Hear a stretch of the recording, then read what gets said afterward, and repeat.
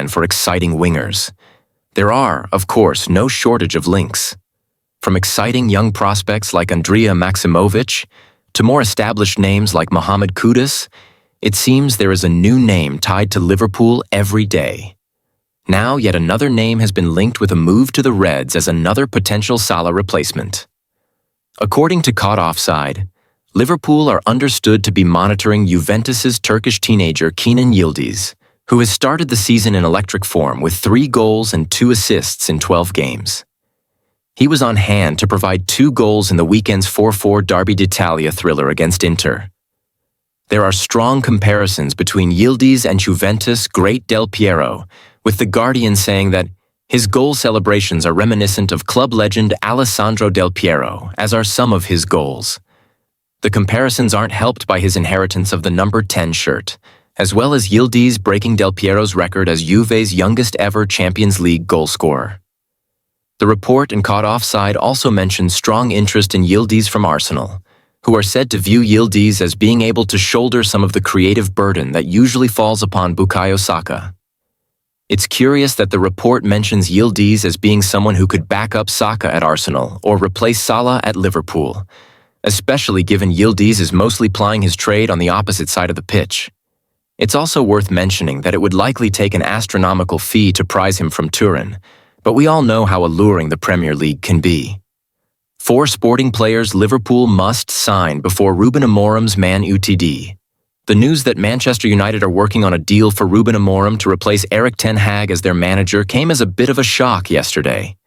The once Liverpool-linked Amorim's 3-4-3 system has worked wonders at Sporting CP, seeing them lift the Primera Liga title last season and hold a 100% domestic record so far this term.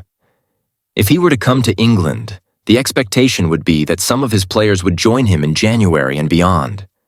This presents an opening for Liverpool to exploit with their promise of Champions League football and immediate title contention. As a result, here are 4 sporting players Liverpool should target. Starting with the obvious one. Victor Gyökeres is one of the best strikers in the world right now. He has 14 goals in 13 games already this season, including 2 and 3 in the Champions League, and is linked to practically every top club. Liverpool included. He's a complete striker. 6'2", technically marvelous, able to run the channels and hold the ball up, spring players in behind, and finish with aplomb. He also has experience in England already, spending nearly 3 years at Coventry City, helping them reach the Championship playoff final in 2023. He would present a completely different option to anything Liverpool have had in nearly a decade. Another player that Liverpool have already been linked with. Goncalo Inacio could be the Virgil van Dijk replacement of Liverpool's dreams. He also performs well in his primary defensive role, with consistent, aggressive tackling. The one downside is that he isn't a significant presence in the air, something that Van Dijk has been dominant at for years. This, however, could be downplayed with Ibrahima Konate by his side. Diamand represents the other heart of the Sporting's defensive line.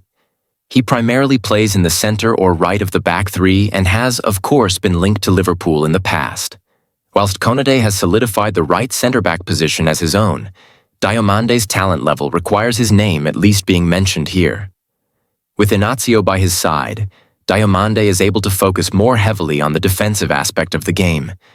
His build-up play is practically non-existent in comparison, yet he still averages a similar amount of shot-creating actions per 90 as Van Dijk. Importantly, his tackle rate is higher than both Inacio and Van Dijk's, and he wins almost 1 tackle more per 90 than Liverpool's captain. He also is winning 66.7% of his aerial duels this season, much closer to Van Dijk's 72% than teammate Inacio. At just 20 years old, Diamand would represent a significant long-term investment that head coach Arne Slot could develop in a similar manner to Konate. Hjulmand represents a unique character in modern football. Playing as the heart of Sporting's midfield in a 3-4-3 system, he is required to be an almost traditional box-to-box number 8. He rarely carries the ball, choosing instead to let the ball do the work. 5.54 progressive passes per 90 to 0.18 carries. Yet, his 3.93 shot-creating actions per 90 this season are higher than Alexis McAllister's, Whilst he averages more tackles a game than Ryan Gravenberch, he also averages over double the number of interceptions per 90 than Mac Allister. Part of this is systemic. His role is both to disrupt opposing attacks while springing Gyökeres and co. into goal-scoring opportunities. He does this from a deeper position on the pitch, primarily just before the halfway line. So whilst he doesn't fit the mold of any of the specific roles in Arne Slot's system, his skill set means he could both play Mac Allister's role on the inside left whilst being the much-needed cover for Gravenberch should a backup be required. Shock Federico Chiesa Liverpool transfer stance revealed. One of Liverpool's recent acquisitions is already preparing to leave the club as early as the January transfer window. It was a quiet summer in terms of the incomings at Anfield, as after all the talk of wanting to sign further quality in midfield and depth in defence, neither of these areas were suitably addressed. Nor was the other key area of attention, the expiring contract situation around Trent Alexander-Arnold, Mohamed Salah and Virgil van Dijk, which is still unresolved at the moment. Liverpool were able to agree to bring in Georgian goalkeeper Georgi Mamardashvili from Valencia on the basis that he remained in Spain on loan this season, as well as one notable other who may well be headed for the exit door after less than 6 months at Anfield. Federico Chiesa wanted by 2 new clubs. According to a new report from Caught Offside, Red Summer signing Federico Chiesa is already eyeing up a return to Italy, with AC Milan and Napoli both ready to welcome the 27-year-old as early as the winter window.